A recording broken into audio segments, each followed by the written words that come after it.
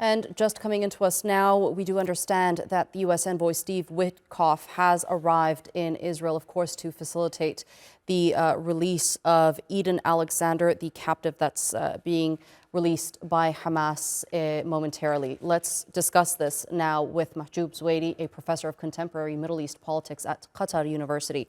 Thank you so much for being with us on the program, Professor. We're seeing a very different kind of release of a captive being held by Hamas today. What are your thoughts? Well, this captive, as you know, there was a story about him a few weeks ago where basically there was a talk about releasing him, and then there was attack, and then Hamas announced that he may not stay alive after that attack. So there was a lot of rumors about his life. So releasing him with a human gesture from Hamas, that's a message to Trump administration that they are sincere on releasing all captives. And also, they have not asked for anything, basically, on exchange. They debate about having more humanitarian aid is part, I would say, a big debate about, the day after. But releasing him without asking for anything, that's another strong message to the administration to put more effort, hoping to get end of this war. Indeed. Would it be accurate to say that Trump and Netanyahu is drifting apart given the U.S.'s dialogue with Hamas, bypassing Israel, and Trump's decision to not visit Israel on this Middle East tour? Well, as you, I'm sure you were following up from your work, it was obvious that in the last 3 weeks, there were three strong messages to Netanyahu. The first one is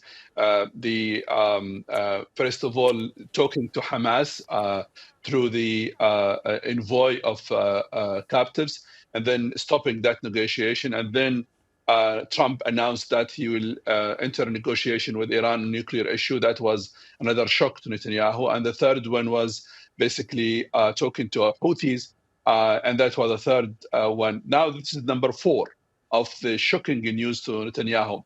It is obvious that Trump administration and Trump in particular has started to believe that this war is basically a Netanyahu war, and basically he's meeting Biden on this understanding. The only difference I see is that Trump is more effective on responding. So basically, he get rid of the national security advisor, because basically he was not happy with his performance because he was leaking everything to Netanyahu. And then he acted immediately by sending messages to Netanyahu that what you do is not our war. And this is not an American war. It's not the interest even of the Israelis.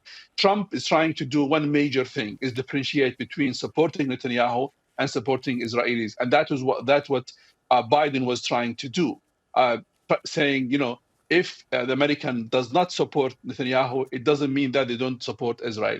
Netanyahu is really scared of such a strategy because he wants to tell to the Israelis that the support to him is to support the Israelis. And this, I would say, description does not match the reality on the ground. This is a Netanyahu war to defend his political career and political future. Professor Mahjoob Zweiri, thank you so much for being with us here on the NewsHour and sharing that insight with us. I appreciate it.